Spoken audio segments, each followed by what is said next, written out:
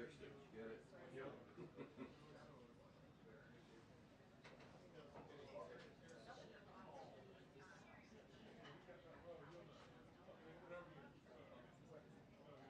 I don't know how I cut myself off when I'm going through.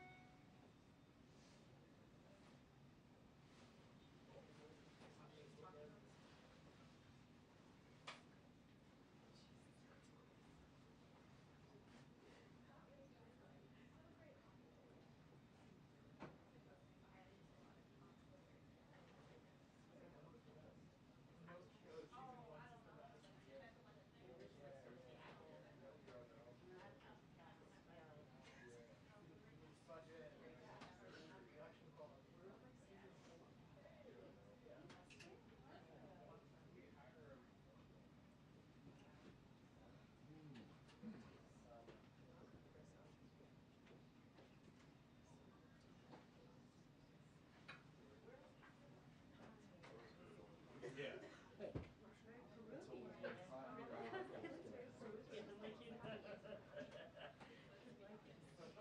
You put the right idea in the hat. So cool. I'm sorry, I can pass it around. And the inauguration of the was like about 15 people.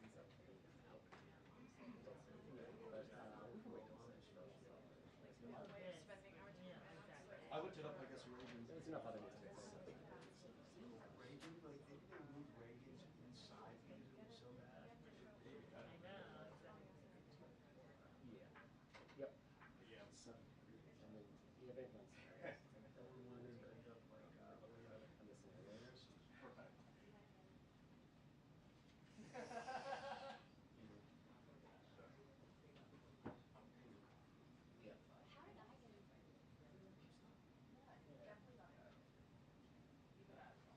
Okay. Okay, thanks so much.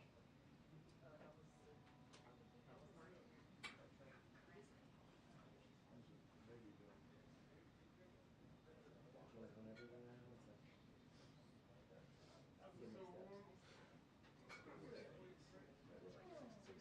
yeah, they're not rational operators. Exactly. But the money. The motive. Doing some stuff in the office. We have to work with that. Yeah, exactly. We did get the light up shoes though. Or that. They come to occupy the car. We need to explore that. I didn't find matching ones for myself. But I do. I'm wearing them here.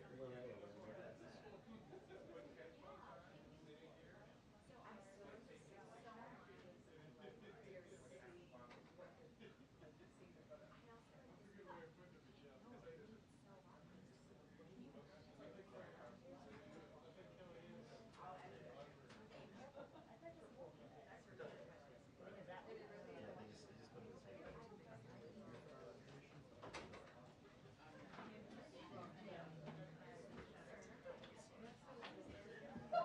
It's very cool. Welcome back.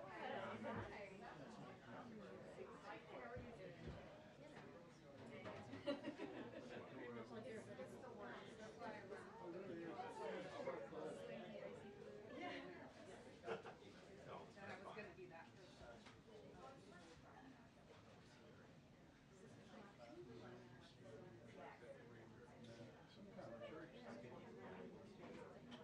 Church. But no, there's a church in Charleston, I think. But like why? Yeah, but why? Prayer. You can just make yourself come out. Resuscitating my career. That's gonna be. And then But he's not set. he's not Like, we've not gotten anyone. No, it's not. I guess.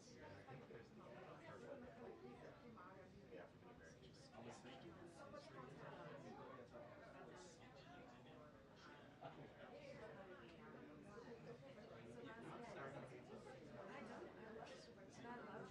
And it's one over there. That makes no sense. And then he's going to college.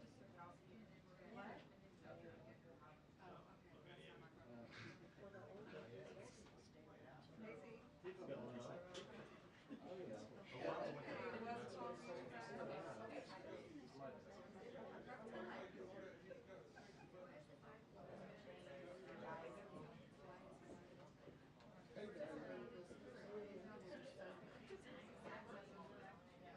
You mean whenever he starts? Yeah, Trump's. Oh yeah.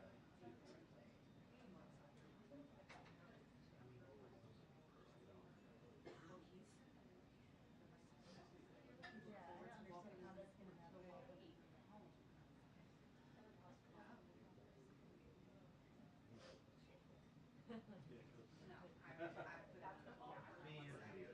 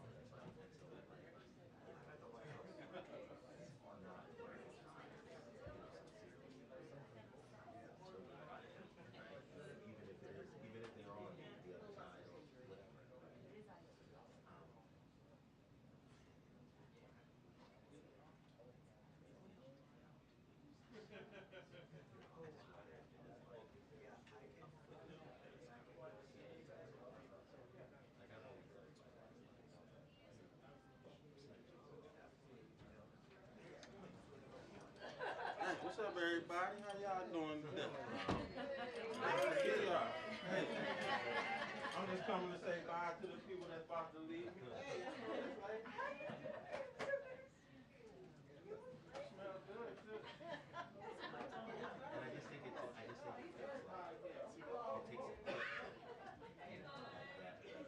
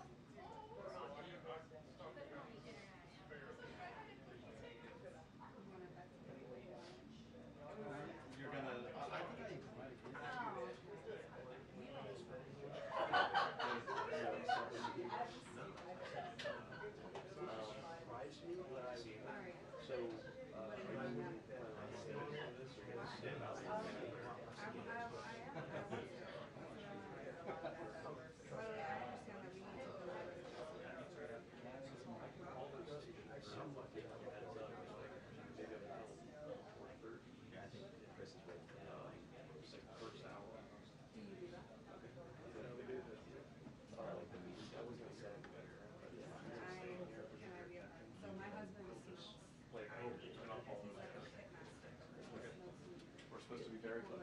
Peter, what's going on? About to get a 2 minute. I'm gonna hold you to that, dude. I got responsibilities today. So if you keep this title. So when you bury it, Yeah, no, it's crazy. what do you think, Steve? Ask Chris. God, that's cool. It is an so we will bring some smoke weed. Just bring the hook. He's allowed. Yeah, what? It's gonna be this cold on Monday. But Jake, it's gonna be unpleasant. We're lucky Monday's not Tuesday. Tuesday, you see Tuesday? Tuesday's like 5 degrees. Okay. I remember covering Obama. I had a bottle of water on my side and I watched it freeze before I realized there was something I was scrolling through my old pictures. Yeah, mine have been popping up. 12 years ago. Like, Yeah. because I always get pictures with other people around here doing this stuff like that. Yeah. I was like, God, they had this, they had that. We gotta get. They're like, you're not getting any. Never had one? Oh, it's supposed to snow Sunday night. Is it? Sunday afternoon, maybe. Apple weather says it's 2 inches. On Sunday night. Sunday afternoon. Really? Yeah. Bad times.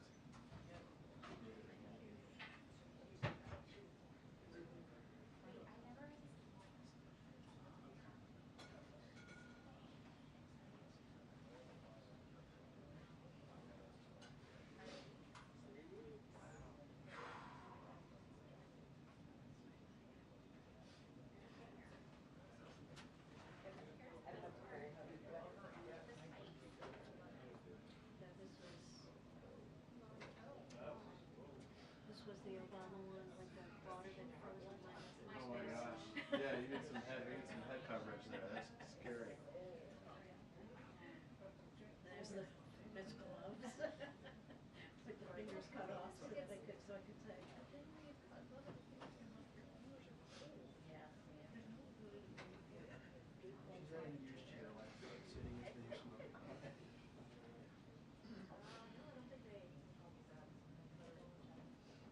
All right, let's do this. It's 2 minutes. That's right. That's right.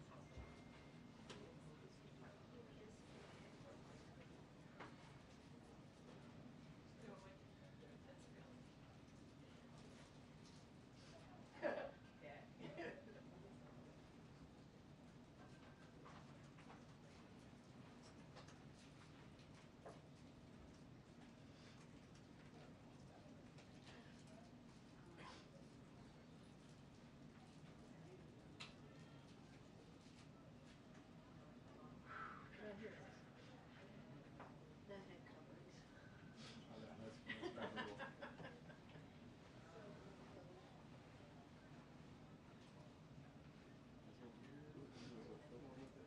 yeah, that's memorable. Yeah. And then you think your feet are in the microwave and it's like terrible. Right. And then you freeze it. There's like no good place.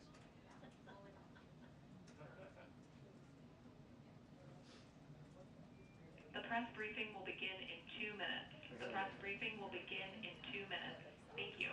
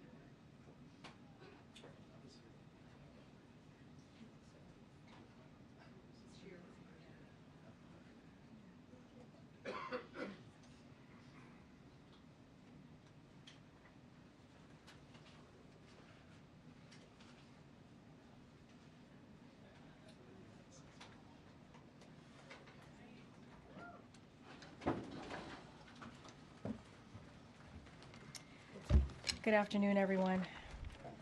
Hi, Karine. Hi. I haven't seen you in a while. This is a good day. You all have just heard the terrific news from the president that after 15 months of war, Israel and Hamas have reached a ceasefire and hostage deal. This deal will halt the fighting in Gaza, surge much-needed humanitarian assistance to Palestinian civilians who have been living in dire conditions, and it will reunite the hostages, including Americans, with their families after more than 15 months in captivity, experiencing unimaginable suffering. Over the past few days, President Biden spoke with the leaders of Israel, Qatar, and Egypt to continue to push negotiations forward and reach the resolution we announced today. The process has been steered out of the West Wing at the direction of the President by National Security Advisor Jake Sullivan and driven to completion through relentless diplomacy by Middle East Coordinator Brett McGurk, who has been actively negotiating day and night in Doha. I will note that Brett is currently in meetings with foreign leaders, and when he emerges, the National Security Council is going to host a background call to answer more of your questions. Secretary Blinken, Director Burns have traveled regularly to the region in recent months and throughout the past year and been in close touch with the key players in the region to advance negotiations forward. President Biden has also directed his team to work closely with the incoming administration to ensure all spoke with one voice on the need to secure a deal. As the president said, we have reached this point because of the pressure Israel has put on Hamas, while with the backing of the United States. Sinwar was killed. Iran's attacks against Israel failed thanks to the support from the United States. We have built a coalition of nations to defend against Houthi attacks. We negotiated a ceasefire after Hezbollah was significantly weakened, and Iran is weaker today than it has been in decades. These developments, which the United States helped shape, have created new conditions in the region, conditions that have led to the outcome we are seeing today. Today, even as we welcome this news, we remember all of the families whose loved ones were killed in Hamas's horrific October 7th attack, and the many innocent people who have been killed in the war that followed. It is long time for the fighting to end and the work of building peace and security to begin. The families of the American hostages are at the forefront of our hearts and minds today. They have been through a terrible ordeal that I cannot begin to imagine. Under this deal, President Biden is determined to finally bring their loved ones home. Now, again, Brett McGurk is the best equipped to answer the specific implementation questions, as he has been directly involved in extensive negotiations, obviously on the ground. In the meantime, we wanted to come out here to speak to the news and also answer any other questions that you may all have. But before I even move forward to taking your questions, I want to do one of those, as a former senator, now President Biden would say, a point of personal privilege here. Today is the 537th briefing of the Biden-Harris administration. This is my 306th briefing and the final briefing of the administration. Before I get to all your questions, I just want to say a few things and also just give out a few thank yous, if that's okay.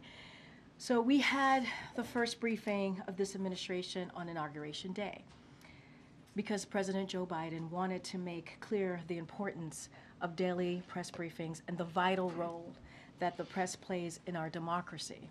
President Biden believed in returning the norm of regular briefings and communicating to all of you and the American people about what we are doing and why it was important. The President and all of us in this administration understand that a free press is a cornerstone of our nation, and that the job you do questioning leaders and holding the powerful accountable is important. And as I said during my first briefing when I took over this role, we might not see eye to eye here in this room all of the time, and that is okay. The give and take that happens here is incredibly healthy, and it is part of our democracy. I have been honored to partake in it with all of you. Well, most of the time I've been I've been honored to take it. But in all seriousness, I also said at the first briefing, I would not be here today if it were not for generations of barrier-breaking people before me.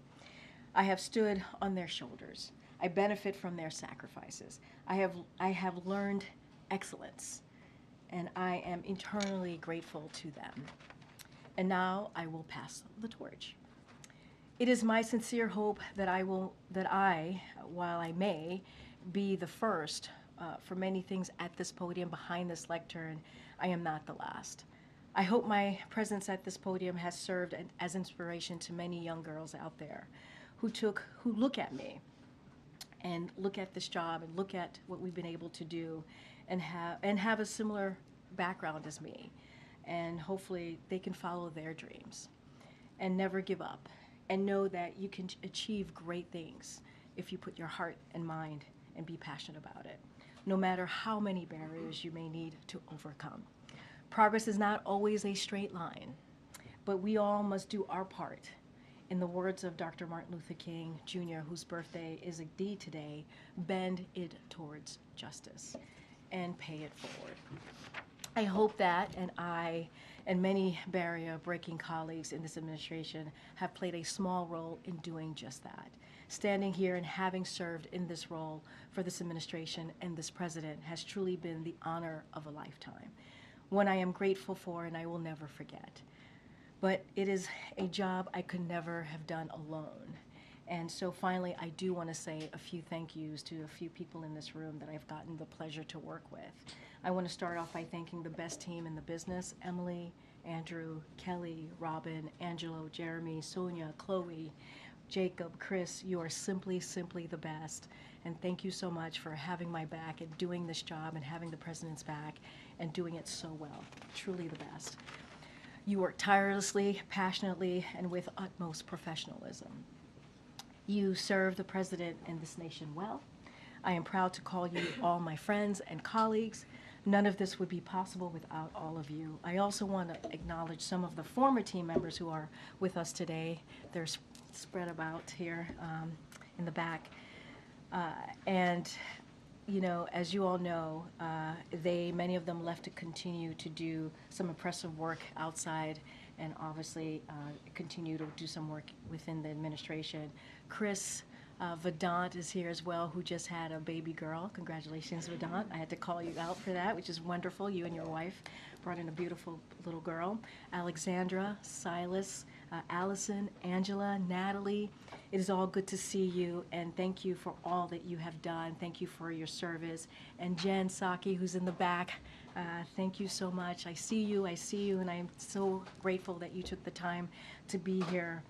And so thank you for your kindness, thank you for your friendship, and we've missed you around here, and it's so good to see your face. I also want to thank my parents. Growing up as an immigrant family in New York, they never imagined their daughter would be standing here today. They worked day and night to give me every opportunity possible. I can't thank them enough, and to my parents, sorry I didn't become a doctor, but hopefully this is okay. And to my lovely, amazing daughter, you have gone too many nights without me being around, and without me being there for school drop-offs, and without your mama around. And I can't wait to spend more time with you. I call her my pudding, so I can't wait to spend more time with you, pudding. Thank you for your love and support and your patience. And finally, I do want to say thank you to President Biden and First Lady Dr. Biden for this incredible opportunity. As I said earlier, standing at this podium behind this lectern, serving the American people and this administration has been an honor of a lifetime. And I will be forever grateful to the President for his trust and this amazing opportunity. And with that, thank you for your patience all. I appreciate that. With that, Zeke. Thanks, Karine. When will the American hostages who are being held by Hamas be released? Will they be released in phase one, or will that come in subsequent phases? And so the president answered this a little bit when he was speaking earlier today. He mentioned phase one. That's when we're going to be seeing that. All And the s- American hostages will come out of the so there will be more details that Brett McGurk will share right after this briefing. But what I will say is just to give you a little bit of how it will work. So during the first phase, which will begin on Sunday, the fighting will stop. Hostages will begin to be released, and aid will surge into Gaza. During these weeks, the second phase of the deal will continue to be negotiated to bring a permanent end to this war. If negotiations take longer than 6 weeks, the ceasefire will continue to hold as long as negotiations continue. This deal was developed by the president and his team about 8 months ago, back in May. You heard the president talk about that. So this was the framework. And once he was able to put out the framework, it was endorsed by the world. And so we are certainly, as the president started off in his remarks to the American people, to all of you as well, this is a good day. This is a good day. This is a good step forward.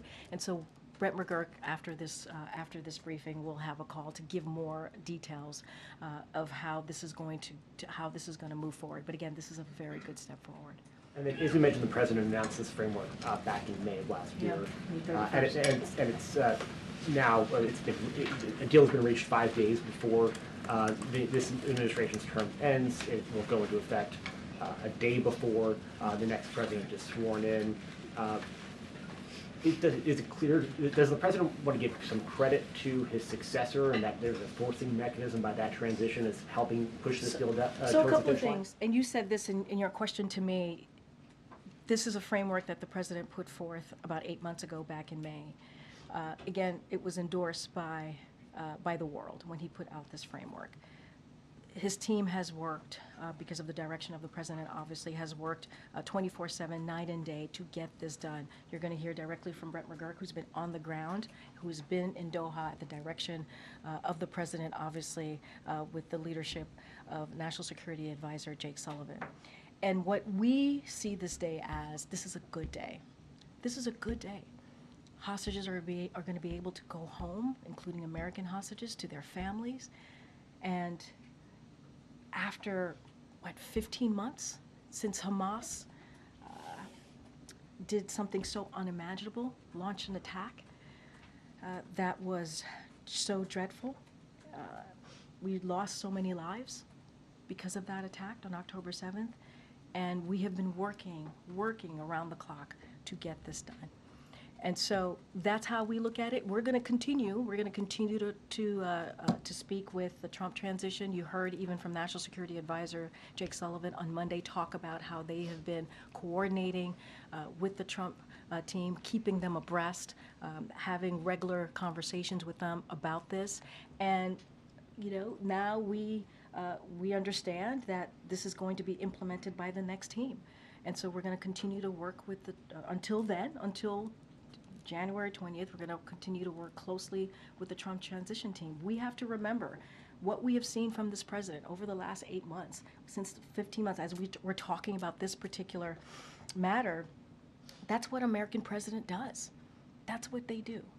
And that's what we've seen from this president and his leadership. And you mentioned that this deal will be implemented by the next president. There's coordination between the White House and the incoming administration. Has the president spoken at all with his successor, and outside of the very brief ceremonial tea that they will have on the morning of the 20th, does he plan on having a more substantive conversation with him about his strategy and the briefing and the relationships that went into this agreement? Well, Zeke, I will remind you, when he invited the President-elect Trump to the White House, they met for more than 90 minutes.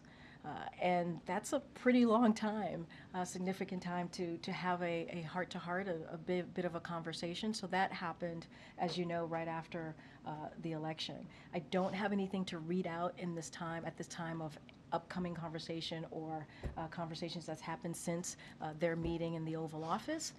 But again, the Trump transition team and our team have been in constant communication, having these conversations, keeping them abreast. This president made a commitment. He made a commitment that he wanted to see a peaceful transfer of power, something that he didn't get 4 years ago.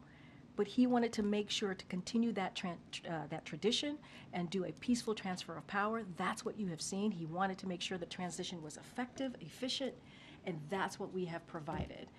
And like I said, we're going to be in close touch with our team and their team in the next couple of days. And just lastly, on a different topic, you've said the president has been weighing preemptive pardons for all sorts of officials who he fears may be targeted by the incoming administration. Has he made a decision? And given that this is the last briefing, if he were to decide to issue those pardons, could you commit now that there'll be an opportunity to ask questions of the outgoing administration before noon on the 20th about any So look, presidential actions? I don't have anything to announce. You are correct. You could expect more pardons. I'm not going to go into details of what that's going to look like. It is not unusual for a president to do that. And so you should expect that from this president. I'm not going to make any commitments right now. I'm not going to lock ourselves into a potential another opportunity to ask questions about the pardons. But what I can say is stay tuned, and there'll be more to share. And I'm sure the president's going to want to continue to engage with all of you in the next couple of days. Okay, Louisa. I haven't seen you in a while. Good to see you. It's good to see you, and thank you so much for taking our questions so often. Thank you. I Really appreciate appreciate it. it. Thanks, Louisa. So, in terms of implementing the terms of this agreement, how confident is President Biden that the incoming administration will do that, and have they offered any assurances that they will carry them out? I think there's a commitment to move forward with this deal. I think there's a commitment to make sure that there's an end to this war. Obviously, hostages are going to be coming home. Obviously, we've been in very close touch with the Trump transition. And the president was asked some variation of that question moments ago after he spoke, and he said he is very much indeed confident. So look, we understand this is going to be implemented by the next team, as I just stated. We are going to work closely, in close coordination with the Trump team. As the president has said, and I have said also moments ago, we want this to be in one voice, right? I think that's what you have seen in the past couple of weeks, how we have moved forward in one voice.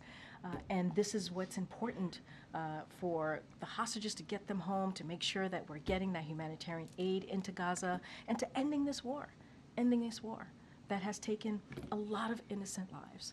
And so that is the commitment. That is the commitment that you can see from us, and that's what the president believes, that he is confident in how we're going to move forward. Tonight, President Biden is going to be delivering a farewell address. Ahead of that speech, we got a long list of what he views as his greatest accomplishments. Over 100 pages, I believe, right? Did you read? Did you have every word? We have every word. Can you talk about what he thinks his greatest failures are, and whether he will address those tonight to the American public? So look, this is an important moment for the president. He has been working on the speech, because obviously these are farewell remarks, but he is obviously going to be talking directly to the American people. It is not going to be partisan. This is something that, and not just forget, it's not just about the last 4 years of his administration. He is stepping down from his career, right? More than 50 years of public service that this president has done as senator, as vice president, as president. So you can imagine the president has a lot to say, a lot of thoughts that he wants to share, really touch on the moment that we're in right now. And so that's what you're going to hear from the president. What he wants to do, obviously, is also be positive, talk about what we have been able to do. This is a president that speaks about possibilities and how he sees this country moving forward. And so that's what I could speak to. I'm not going to get ahead of what specifically what the president's going to say. I'm not going to go into line by line, but I can say, and I'd love to say that from here, is stay tuned, and I will leave it there. And then finally for you, because you've clearly reflected on your role as press secretary, is there anything you wish you had done or said differently during your time? Well, I will have a lot of time to reflect, right? You're not going to catch me up here, Alicia, today, but I will have a lot of time to reflect on my time here. As you know, this is, and I think you've gotten to know a few press secretaries during your career, this is a job that's nonstop.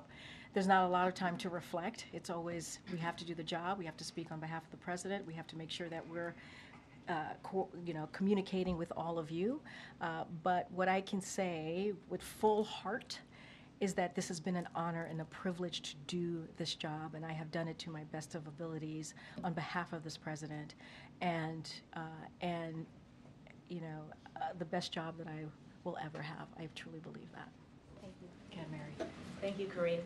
You and the president have stressed that this is the framework that he put forward last spring, but the president also made clear it was important to him to work with the incoming administration, that they be speaking in as one team, as he put it. Even the Qatari Prime Minister, in his remarks, personally thanked Steve Witkoff, the incoming administration's Middle East envoy. So do Donald Trump and his team deserve any credit for this? I mean, look, everyone is going to want some credit. Everybody's going to want some credit.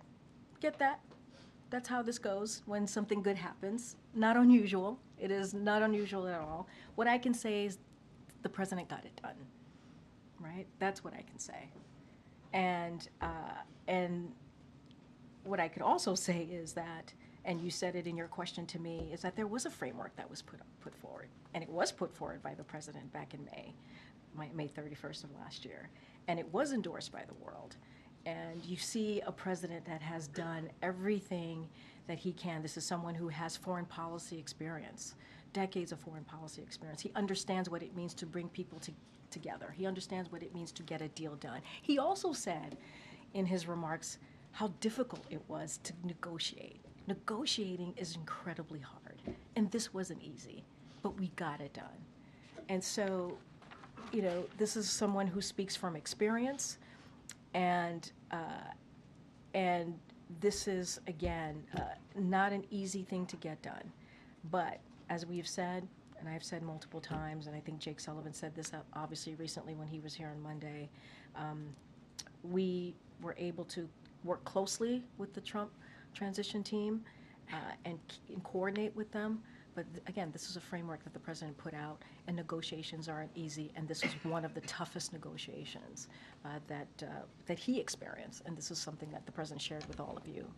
And does the president have any plans to talk to the families of the hostages, or has he talked to them today? So as you know, the president and this administration has been in regular touch with the hostages hostage family, and have obviously always communicated with them, that how much we're with them and the work, everything that we're doing to try to bring their loved one home.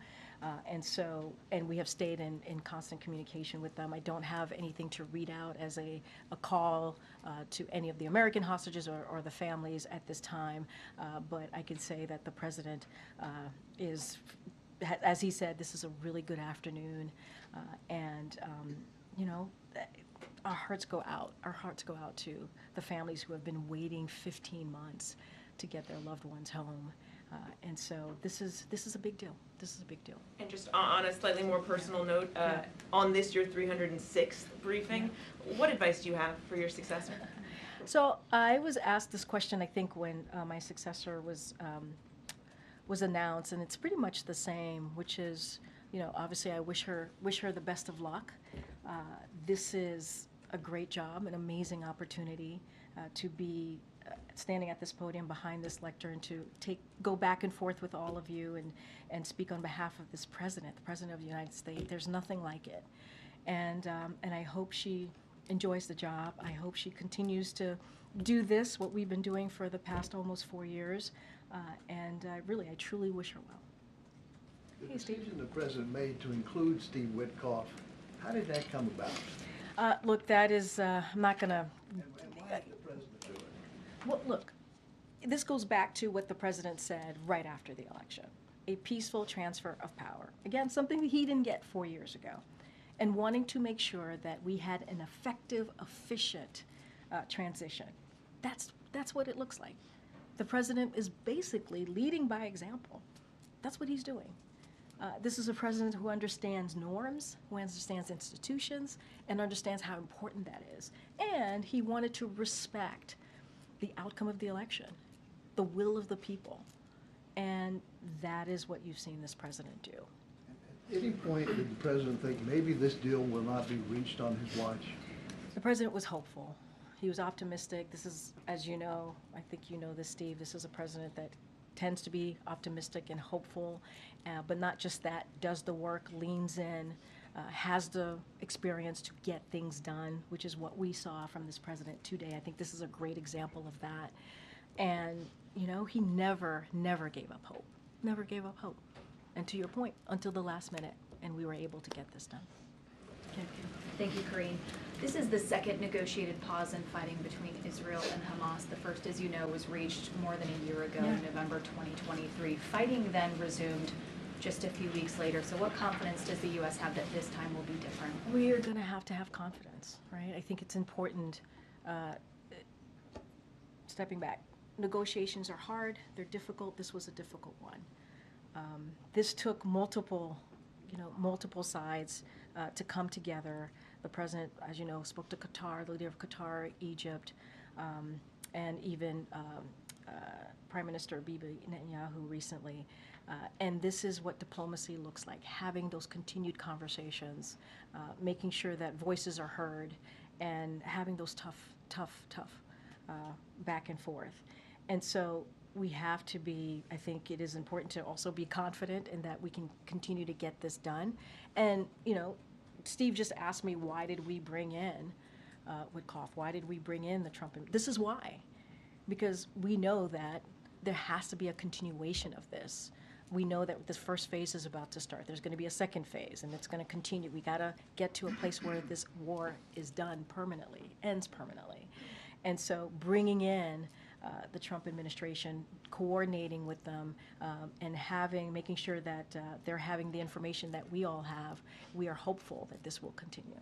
Under the framework, negotiations for that phase 2 would need to begin within a matter of days after phase 1 begins. What is the White House's view of the commitment of the incoming Trump team and the competency of the Trump team to go through those negotiations and get a phase 2 and beyond? So I would refer you to the National Security Advisor. Jake Sullivan talked about his relationship and back and forth with his counterpart and how that has gone very well. And so I think that's a good sign of how this is going to certainly move forward. Again, we have been in close coordination with their team, and we're going to continue to do that. We're going to continue to talk through with them on the next steps, and we're going to and what you have seen, really, what you have seen in the past, certainly a couple of days, couple of weeks, is one voice coming together in one voice to get this deal done. You know, I think a lot of your questions obviously go to the transition team, and they can certainly answer and speak for themselves. But what we can speak to, what I can speak to, is what we've been doing, what we have actively done for the past couple of weeks to get this done in unison, to get this done in a way that when the transition happens, we have that confidence that we can move this forward, continue to move this forward. More light on other officials from the incoming administration that you and your colleagues in the West Wing have been hosting for meetings and conversations, and what those have looked like? So I can't shed any light on that. What I can say is that we have been working closely with the transition team. We want this to be efficient. We want this to be effective. We are doing this. The president wants to do this on behalf of the American people, and that's what you can count on. I'm not going to list out names of folks who we've been talking to. And just finally, Karine, a new CNN poll that's out this morning shows that just 36% of U.S. adults say they approve of the way that Biden has handled the presidency. To what do you attribute that? I mean, look, I've been very careful in talking about polls and not speaking to every poll. I understand this is a CNN poll. What I can speak to is what the president has done to get things done, to get things delivered for the American people. If you think about beating Big Pharma, if you think about lowering healthcare costs, bringing manufacturing jobs back, or manufacturing back here more broadly. If you think about insulin, capping insulin at $35 a month for seniors, all of those things that I just listed out are very popular with the American people. They are. And that has always been at the forefront of the president's mind. What can he do to deliver for the American people on the needs that they care about? And that's the type of economic policy that he put forward. That's what he wanted to make sure we didn't leave anybody behind. And many communities have felt that they've been left behind. That's why we talk about building an economy from the bottom up, middle out. That's been his focus, and you can see the results. More than 16 million jobs created. When you think about more than 20 million small businesses started, people don't start small businesses unless they feel confident about the economy, and those two go hand in hand. And so, look, we're going to continue to do the work. Continue to make sure that we do everything possible in the last couple of days to deliver for the American people, and that's the president's focus. Let's not forget, when he walked in, there was a pandemic, once in a generation pandemic, and he turned that around. And so I'm gonna, the president's gonna address the American people later today, farewell address, and he'll certainly have a lot to say. Go ahead, Jojo. Thanks, Karine. Yeah. Last time I'll be able to say that. I know. Thanks for taking questions these last couple of years.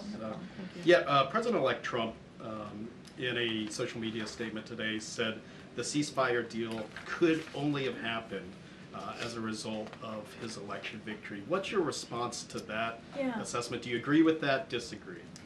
Look, I think the president was asked some version of that question. I think that was the first question that he got after he spoke. And I said this, everyone's going to want to take credit. That's how these things work. But the fact of the matter is, in order for this deal to have been done, there needed to be a framework. The person who provided that framework was President Joe Biden. And we have been working on this for some time. It didn't just come together in the last couple of days. It didn't just start the last couple of days. And so, and not only that, he put together a framework. It got endorsed by the world. That's not an easy thing to do. And, and so that's part of the first thing that he was able to do. The second thing that he was able to do was support Israel, and by supporting Israel, that badly weakened Hamas. You saw what happened to Hamas's leadership, and what we were able to do to the backers of Hamas. And so all of those things mattered. Our support and what we were able to do, how this president stepped in, matters. And now we are in a situation where we're going to pass this over to the incoming administration. A lot of this is going to be implemented by the incoming administration. That is why we worked very closely with the incoming administration. And again, that is what an American president makes. And secondly, President Biden's going to be spending his final full day of his presidency in Charleston, South Carolina. Can you discuss what he's going to be doing there? We'll have more to share on that, and I don't want to dive into that right now, but we'll certainly have more to share on what that will look like his last couple of days. Go ahead, Karen. Just two quick ones. Does the president intend to leave a letter for President-elect Trump before he leaves office, as Trump did for him? Well, I guess we'll see. We'll see. I don't have anything. That's going to be up to the president. I don't have anything on that. But it's a good question. I'm curious, too. And after Monday, what is the president's plan? What are he and the First Lady doing when they leave Washington on and Monday? we'll have more to share on that as well. Thank you for serving as press secretary and answering our questions for the last couple of years. A couple quick ones just to clarify some things, probably a yes or no. I know you have no readout of any calls between President Biden and President-elect Trump. Just declaratively, can you say, no, there has not been a call between them or in any of the last 2 weeks on this specific topic of Israel? Look, I have not asked that question, so I don't want to get ahead of myself here. You always give me homework, Peter. Every time I come, you always tell me, can you come back and tell? Okay. 24/7, yeah. If I can ask you briefly about tonight's address, if you can take us into that room.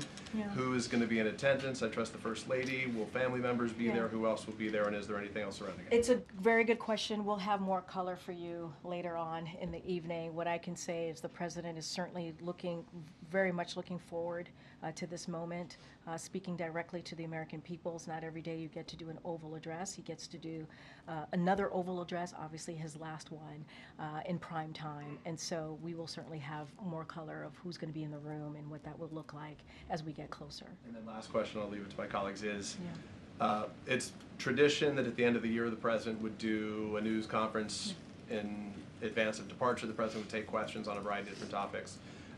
What was the decision making? Why did this president decide not to do either of those before his Well, departure? I think the president, especially in the past couple of days, has been very much engaging with all of you, taking questions. He did it today. He himself wanted to stand up a moment to talk about the economy, but also take your questions just a couple of days ago. That is something that he wanted to do, and your colleagues took. Wait, let me finish. Your colleagues asked some really important questions that he was able to answer, an array of questions. And what I can say is I don't have anything to preview at this time, but certainly he's going to continue to engage with all of you, and you know, we have been. You know, he's been very much involved in going back and forth with all of you in the past couple of days, and that is something that he wanted to make sure that he did that. Were there any concerns about his public performance in a setting like that? Well, I mean, I think the issue that I have with that question, Peter, is that he literally did a press conference with all of you days ago with some of your colleagues, and took multiple. That's different, you know, than an hour-long press conference. That's why I asked the question. I mean, look, but he took questions. He took questions on an array of issues, went back and forth, and he took questions today. He's been pretty consistent over the past couple of days in doing that, and that shows his performance. That those are questions that he doesn't know what you guys are going to ask, and he takes them and he answers them, and I think. That is something that is important to him. This goes back to the freedom of the press, understanding how important you all are to our democracy, and understanding how having that continuation of a back and forth, even when we don't agree, is important. And so I'm pretty sure you all will continue to hear from him in the last couple of days of his administration, and he certainly looks forward to it. Karine, we're sort of dancing around who gets to take credit for this deal. No one's dancing around here. Your colleague at the State Department briefed our colleagues that President Trump was critical in getting this deal over the line. Do you not agree with that statement? I mean, look, I'm not going to speak to a random person. I don't know who this person is. I'm not going to. Oh. What I can say is, look, obviously Matt Miller will speak for himself. What I can say is there are steps that were taken here that is really important and critical, and that started with this president starting a framework that was agreed upon by the world back in May. And that was because of this president. That was because he was able to lay out his thoughts, his thinking on how to move forward with this negotiation. What I said before, this is someone who understands foreign policy as I'm talking about the president. He understands how difficult it is, and this was not an easy one. And so he has the experience. He was able to get that going, to get that started. So this has been going on for some time. It has. I mean, that's just the reality of it. That is just the facts of it. Have we been coordinating and working closely with the incoming Trump administration, their transition team? Yes. And we've been very forthcoming about that. But the fact of the matter is, it took someone who has the experience that this president had to get this going, to get this moving, to understand what negotiations look like. And that's what this president was able to bring to the table. And it got done under his watch. It got done today. And then secondly, obviously this is a really big day on the foreign policy and national security front. This is your last briefing, or the administration's last briefing. Is there a reason why John Kirby isn't here to take your questions? So look, I just mentioned that Brett McGurk is going to be holding, and National Security Council is holding up a call. I think that's going to be really important. They will talk more about the implementation of this. National Security Advisor Jake Sullivan was just here 2 days ago on Monday, and I think kind of laid out a really good framework for all of this, the thinking process, how this was going to move forward. And Brett McGurk, he is on the ground. He has all of the information. He has been there at the direction of this president, certainly with National Security Advisor Jake Sullivan leading that effort. And so he's going to have a lot more information than any of us here will have, because he's been on the ground, understanding, working with the negotiators and understanding how this process has worked. So that's how this works. Go ahead. You said that you wish your successor luck. How Have you had any extensive conversations with her No, about how this job is done? Or? I haven't, but you know, I'm not the only White House press secretary or soon-to-be former White House press secretary out there. So I'm sure there are many people for her to connect with and speak with, but I have not had a conversation with her. Thanks, Karine. How many Americans are going to be in the first tranche, and when will they start coming out? It's a good question. That's why Brett McGurk is going to be holding this National Security Council call. He will have all of that information. The president even said the same thing when he was asked a similar question, that we will have more details to share. And so the National Security Council, Brett McGurk, will share that with all of you, hopefully momentarily once this is done. I'm confused on why we're having the last briefing of the administration on what's been one of the defining wars of this presidency without being able to answer those questions. I just said he's going to hold a press call and he'll take your questions on that. Okay. I think that's important to hear directly from the person who's on the ground. I think that's an important thing to do, right? We were under the impression that there were folks here in the building who had those answers, who could tell us. Well, National Security Council is holding up a call so that Brett McGurk can get on that call and take your questions. Okay. Why is it that you seem unwilling to extend any credit to Trump for this deal? Couldn't he just have said, you know, hold off until I'm in office?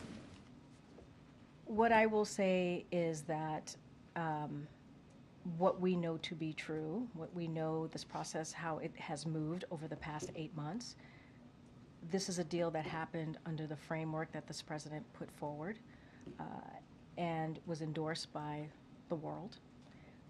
And this is also an administration that has had certainly the support, the back of Israel that helped denigrate Hamas, their military severely, weaken them. And we created, because of also doing that, we created the conditions for this deal. That is what has happened over the last 8 months. And we have talked closely, worked closely, coordinated closely with the incoming administration, and that is how we've been able to get to this point. And the reason we were able to do that, having that conversation with the transition team, is because this president believed in the importance of having a peaceful transfer of power, right? Of having a transition that worked for the American people and had the American people at the forefront in trying to make sure that we got this done. We've heard variations of that answer through the briefing, but I guess more plainly, I'm wondering, you know, if you'll just say your view, which seems to be that Trump gets no credit. I've shared my view. I don't have anything else to share. I've shared how we got to this point. The president shared that moments ago. He laid out in very succinct way on how we got to this point. I've talked about Brett McGurk, who's on the ground talking to negotiators, has been there working at the direction of this president, the leadership, obviously, of the National Security Advisor. This has been something that has been in the works for months, way before November. That is just how this has worked. I'm not here to talk about the transition. I'm not here to talk about who gets credit, not get credit. I'm here to talk about what this president has been able to do. And here's what is also incredibly important here. We're going to get hostages who are going to go home to their family. After 15 months of, I don't even want to think the horror that they have gone through. I can't even imagine it. And I think that matters. I mean, we're going back and forth about credit, but people are going to go home to their families. And that is so important.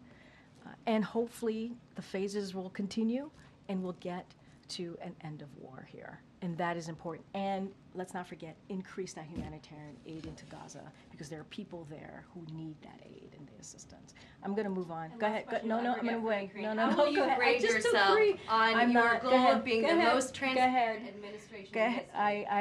I've taken like 3 questions. I'm going to move on. Go ahead. No answer there? Oh, go ahead. I've already taken 3 of your questions. I'm going to make sure some of your colleagues get an opportunity as well. Could you respond to the report released by the special counsel who prosecuted Hunter Biden? Specifically, he talked about Biden's claims that his son was unfairly targeted and said the president's characterizations are incorrect based on the facts in this case, and on a more fundamental level, they are wrong. He also said that politicians who attack the decisions of career prosecutors as politically motivated when they disagree with the outcome of a case undermine the public's confidence in our criminal justice system. So, I mean, a couple things there. Let's not forget why the president came to his conclusion, how he got to this point of pardoning his son. And he talked about the circumstances of this prosecution and how out of norm they were. And let's not forget there were legal experts that agreed with this president, who shared that conclusion of this president. And one of those experts is a former prosecutor, as you all know, Attorney General Eric Holder, and he was very clear. I just want to quote him.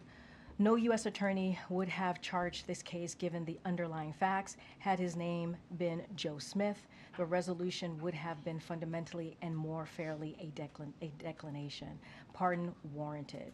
And if you look at what happened here, and you look at paying your taxes, the vast majority of people who don't pay their taxes on time are not charged with criminal penalties. They're just not.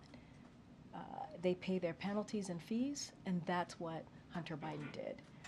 And so the president wasn't alone in this, in making that. When he made that determination, he had legal experts who also agreed with how he, making this decision on pardoning his son, Hunter Biden. I'm getting concerned that he undermines the public perception of the justice system. I just answered that question. I don't have anything else for you. Okay, go ahead. Thanks. I know that you said you don't have details on what the president will be doing on Sunday, but can you expound on why he chose to spend, his last day in office in South Carolina? We'll have more to share. I don't want to get ahead of that. We'll have more to share. And why South Carolina?